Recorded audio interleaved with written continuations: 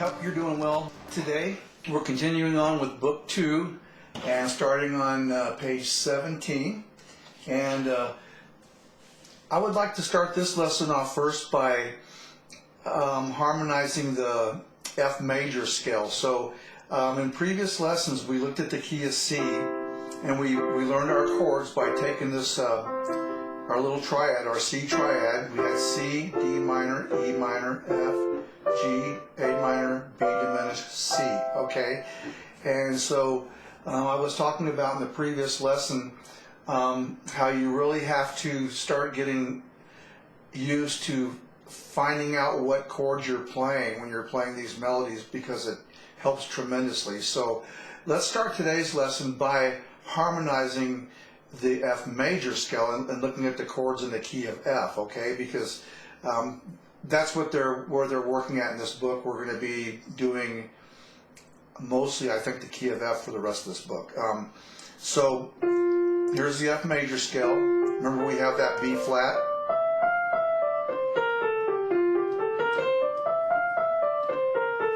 Now if we harmonize that like we did the C major scale, right off the bat we have a G minor, but see, we have that flat. So remember, there's a B in this chord. Remember, the key of F has a B flat, so we can't play this with a B natural. So you have this. See that? F. This is a G major, that's a G minor. Remember, we flatted the third. If you flat the third, it makes a minor. F, G minor, A minor, and then again we have a B. We can't go like this because that's a B natural. We need a B flat. Okay? So let's do that. So you have F, G minor, A minor, B flat. Then we have C. There's no B's in that, so we can leave that the same. D minor, we're good there, no B's. But now we come to the E, and guess what? The E has, if I play that just as a triad, you can see we have that B again. That has to be a B flat, E diminished, then back to F. So the whole thing looks like this. You have F, G minor, A minor, B, C, D minor, E diminished, F. Okay, and the three most important chords, as we discussed before, was your 1, 4, and 5. 1, 2, 3, 4, 5. You get those from walking up the scale, finding your 1, 4, and 5. So here's C is the 1 chord, B flat is your 4 chord, and your 5 chord is C. So that's your three main chords in the key of F. So you always kind of want to have that in the back of your mind when you're doing that. And one other thing to point out is that the 5 chord is normally a 7th. Now how do we make that a 7th? So again, if we want to figure out how to make a C 7th, okay? So if I go up my C major scale, so we're working on the C chord. 1, 2, 3, 4, 5, 6, 7. Okay, now that's a major 7th, and notice that I've said we want to make a C 7th. So whenever someone says just C 7th, B 7th, D 7th, that's understood to be a flatted 7th or a dominant 7th. So we have to flat that. So a C 7th is saying we want to add that note to our C chord. That's the recipe. Okay, so that would be the three chords. You have F, B, and then we have a C 7. Okay? So, if that goes completely over your head, don't lose any sleep over it. We're just going to kind of let that sink in, let it incubate, okay? But I'll point out in some of these songs now where these chords are occurring, and that's eventually, if you get used to this, it's going to really help you out a lot, okay? So, let's start off with my Venetian blinds on the top of page 17. Okay, notice right at the very beginning you have that B flat, so you know you're in the key of F. Okay, so we have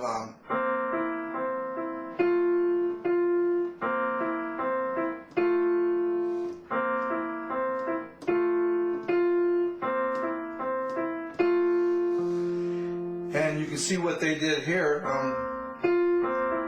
That's that C7 that they're playing right here. They just put the 7th down here. So they're just going, how could I do this? See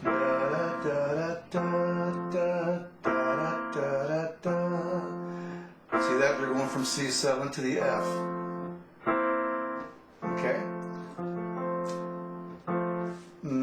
Let's go on to the next one. Again, if that goes completely over your head, don't lose any sleep over it. But as we get more and more advanced, we will start looking at those chords, and you're going to see it. So just whenever you're playing, just try to figure out where they're going with the chords.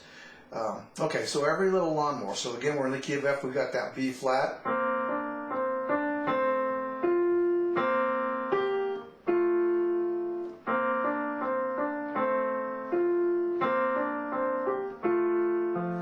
Okay, and again, they're kind of doing the same thing. So there's that C7.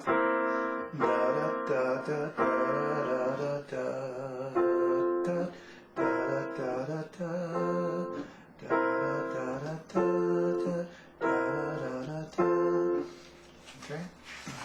I used to, when I was first starting, I would write the actual chords above the lines, and that kind of helped me to kind of memorize my chords. Okay, again, that's just extra credit though. Let's move on to the 8th notes. Now, I like everything about this course, but this is one area where I kind of have a little bit of a disagreement.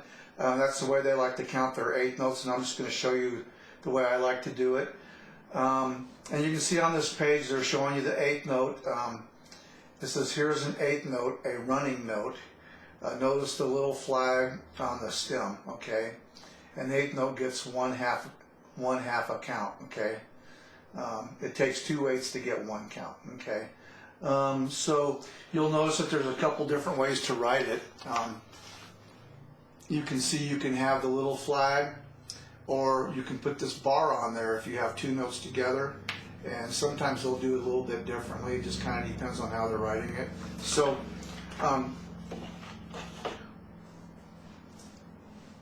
here, this piece is in 2/4 timing, and they said you can count it and clap it out, and that's always a good exercise to count things out. But the way I like to do this, and I'm going to start on this first exercise. They have 1, 2, and then when they get to these 8th notes, they're playing 2 notes per beat, which is correct, but it makes it difficult to understand. So they're going 1, 2, 3, or they're in 2/4. So they're going 1, 2, 1, 2, 1, 2. That's hard to do, especially if you go like this: 1 and 2 and 3 and 4 and. It's just as if when you tap your foot, when your foot goes down, if you're counting 1, 2, 3, 4. When your foot comes up, that's an and. 1 and 2 and 3 and 4 and. So count it that way. 1, 2, 1 and 2 and 1 and 2 and 1, 2.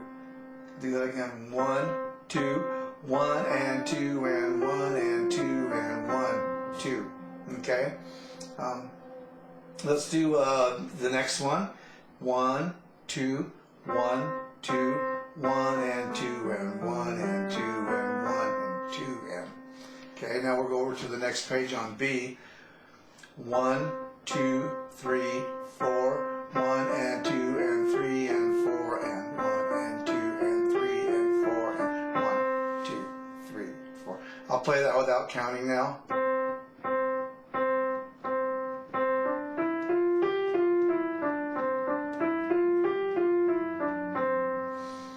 Okay, and let's see here. Let's just continue on. They're showing at the top of this page here how they have the bar where they can connect all the notes together. Notice that this example and this example are basically the same thing. Okay. You'll get to this as you read. Get used to this as you read more and more music. Let's go to the next exercise.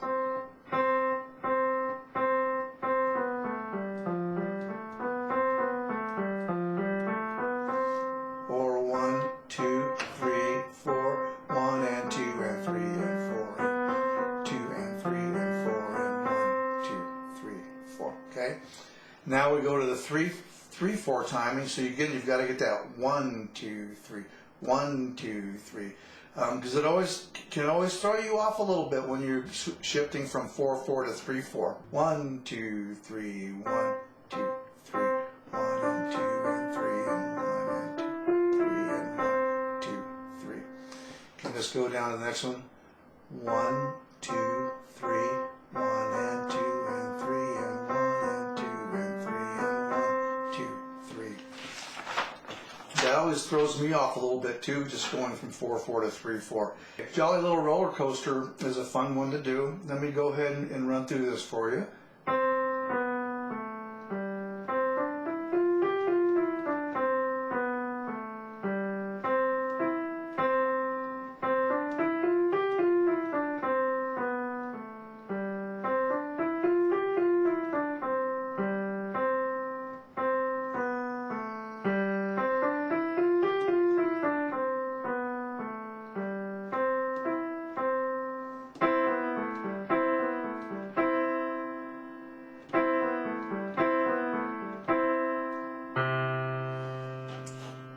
Okay, and again, I'll just do the top line for you. So when you're counting that, 1, 2, 3, 4, 1 and 2 and 3 and 4 and 1, 2, 3, 4, 1, 2, 3, 4. Okay.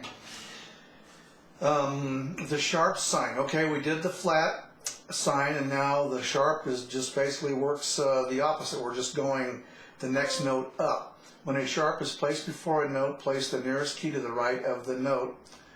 Play the nearest key to the right of the note, which is going to make it sharp. So if you're playing F, this would be an F sharp. Okay.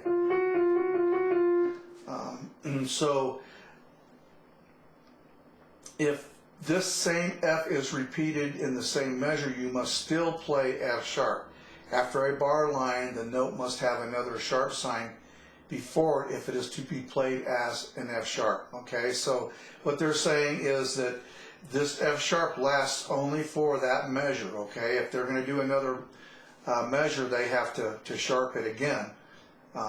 That's opposed to if they have it like in the staff, like in the key of F where we had the B flat. Okay, so if, like, say for example, a song is in the key of C and it happens to have an F sharp, you can see right here this F sharp right here is going to be the only one that is sharp. If we were to have another F, it would be, you have to write another sharp like they did down here.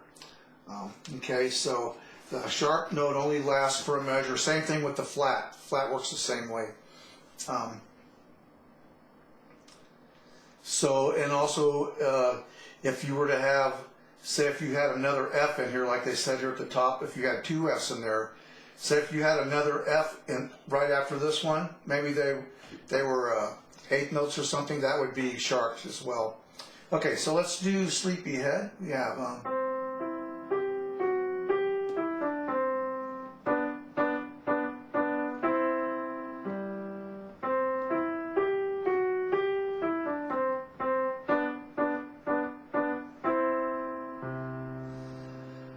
Okay. Autumn Leaves. Nothing new on this, so I'm just going to zip through this. Well, actually, let me stop right there. This is what I was talking about. Okay, see here. There's that F sharp. Notice that they didn't put a sharp in front of this one because it's in the same measure. Okay. So if it's in the same measure, it's going to stay sharp. Now, if they wanted that to be an F natural, they could have put the natural sign in front of it. Okay. Okay. Let's do Autumn Leaves.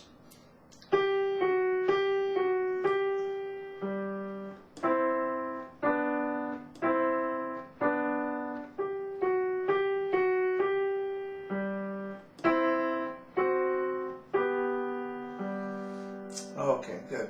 Now, the next example, they're going to give us that the natural sign, and you can see this is your natural sign, and here you've got the G, the F sharp, the G. Now they want that F to go back to a regular natural F, so they put the natural sign in front of it. Okay. Without that, we would have like we had in Autumn Leaves above, where you would have the F sharp staying in F sharp. Okay, so let's go to the next one. So you can see we got G, F sharp, G. You got the natural, so we're going to go to that F there, to the natural F.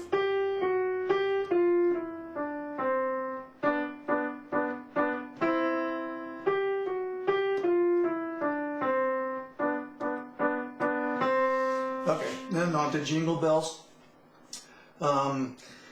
These songs, when you come across one that you already know, I'll warn you, they always tend to be a little bit harder than you think. For some reason, knowing them makes them harder to play. I don't know why that is. I think it's because you're anticipating to play it different, and then when the music is written differently, it just kind of throws you. But I'm just going to just zip through this real quick.